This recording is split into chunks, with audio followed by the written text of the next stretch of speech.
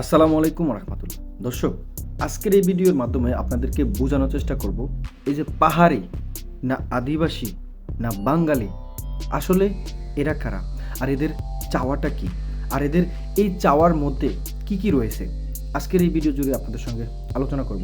সঙ্গে পাহাড় থেকে সেনা শাসন তুলে নাও, এরপরে বাঙালিদের তুলে নাও। আমাদের পাহাড় লাগবে, আমাদের জিএসটি চট্টগ্রাম আমাদের, কারো পাবেন না। জিএসটি আমাদের আমাদের হতে হবে। এই পুরো জনগোষ্ঠীর আদিবাসী হচ্ছে বাঙালিরা। আমরা সবাই বাংলাদেশী। যে যেখান থেকে 250 বছর আগে আসছেন, যে যেখান থেকে ত্রিপুরা থেকে আসছেন, যে যুদ্ধ থেকে পালায়া বায়ানমার থেকে বার্মা থেকে আসছেন অথবা মঙ্গোলিয়া থেকে আসছেন, আপনারা সবাই এখন বাংলাদেশী। চিন্তা করে দেখেন, আমরা কোনোভাবে বাঙালির আওতায় পড়ি না। পাহাড়িদের সংস্কৃতি কোনোভাবে মিল না। আমরা যেগুলা খাই, আমরা পাহাড়িরা, আপনারা কি ওগুলা খাইতে পারবেন? বা আপনারা যেগুলা খান, আমরা কি ওগুলা খাইতে পারবো? আপনারা কেন এখন আমাদেরকে জোর করে বাঙালি তো সাফিয়ে দিচ্ছেন? দর্শক, শুরুর গল্পটা যদি একটু বলতে হচ্ছে, তাহলে আমরা যদি ইতিহাস যদি একটু সম্পর্কে জানি। আচ্ছা, সবার কাছে শুধু একটাই প্রশ্ন রাখতে চাই যে এই যে বাংলাদেশ, এটা কবে স্বাধীন হয়েছে সেটা আপনারা অবশ্যই জানেন। আচ্ছা, বাংলাদেশ স্বাধীন হবার আগে আসলে এই দেশটা কি ছিল, তার নামকরণ কি ছিল, এটা কি কেউ জানেন? জানেন? হ্যাঁ, আপনারা তাও কিন্তু জানেন। তবে বিষয়টা সেই দিক থেকে যদি আপনারা যদি একটু পাহাড়ের দিক থেকে যদি একটু চিন্তা করেন, পাহাড়ি যারা বাঙালি, পাহাড়ি আদিবাসীদেরকে নিয়ে শুধু এতটুকু বলতে চাই, আপনাদেরকে স্পষ্ট করে এতটুকু বলতে চাই, আপনারা কি বাংলাদেশ স্বাধীন হবার আগের কথা বলতেছেন এখন, না বাংলাদেশ স্বাধীন হবার পরের কথা বলতেছেন? যে আপনাদের ওটা নিজস্ব, মানে নিজস্ব জায়গাটা আপনারা কি চাচ্ছেন? আসলে মূলত আপনারা কি চাচ্ছেন? আপনারা নিজেরাই বলতেছেন যে আপনারা বাঙালি না, তাহলে আপনারা কি? হ্যাঁ, আপনারা আদিবাসী। তো বাংলাদেশ স্বাধীন হবার পরে বাংলাদেশ আয়তনের মধ্যে যতটুকু জায়গা রয়েছে, যতটুকু আয়তন রয়েছে, এর মধ্যে কে কারা, মানে কোথা থেকে আসলো, কোথা থেকে থাকলো, কোথা থেকে কি করলো, সেটা কোনো ম্যাটার না। সেটা কোনো ম্যাটার না। যুদ্ধে আমাদের বাংলাদেশ স্বাধীন হওয়ার পরে বাংলাদেশের যে আয়তনটা দেওয়া হয়েছে, এই আয়তনের মধ্যে আপনার মনে করেন যে যে মানুষগুলো বসবাস করতেছে বিগত সময় ধরে, তাহলে তারা কি বাঙালি। তাদের পরিচয় একটাই, যে তারা বাঙালি, বাংলাদেশি।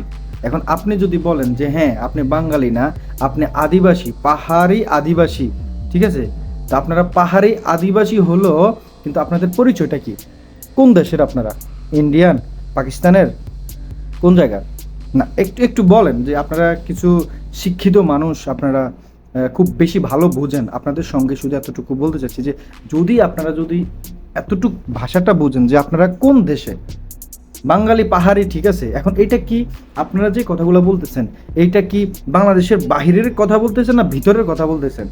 ঠিক আছে, প্রসঙ্গটা যদি অন্য দিকে চলে যায় তাহলে একটু বলতে হচ্ছে, বাংলাদেশের আয়তনের মধ্যে যে পাহাড়ের সৌন্দর্যটা, আপনার এই সৌন্দর্যটা দেখার জন্য যখন আপনার বাঙালি মানুষগুলো কিংবা পর্যটক যারা আছে তারা যখন ঘুরতে যায়, তখন তাদেরকে বাংলাদেশ সেনাবাহিনী কঠোর নিরাপত্তা দিয়ে তাদেরকে সেই দৃশ্যটা দেখার জন্য তাদেরকে নির্ধারিত একটা সময় দিয়ে দেন। এই নির্ধারিত সময়ের মধ্যে তারা দেখে চলে আসতে হবে, তাও আবার সন্ধ্যার আগে একটা নির্ধারিত সময় দেয়। কেন ভাই? সেটা তো বাংলাদেশেরই একটা অংশ, বাংলাদেশেরই জায়গা, বাংলাদেশেরই পাহাড়, তাই না? তাহলে সেখানে আপনারা কিভাবে বলেন যে আপনাদেরই সব? আপনারা আদিবাসী, ঠিক আছে, হ্যাঁ আপনারা আদিবাসী, আপনাদের পূর্বজন্ম থেকে শুরু করে আপনাদের বংশধর বংশধর বংশধর ধরে আপনারা এখানে আসেন, এখানে আপনাদের উপর বাঙালিত্ব চাপিয়ে দিচ্ছে। তাহলে কি দেশ কি স্বাধীন ভাগ করে হয়েছে? মানে পাহাড়ি দেশ স্বাধীন হয় নাই, আর পাহাড়ি ছাড়া যেটা সেটা দেশ স্বাধীন হয়েছে? কোনটা বোঝাতে চান?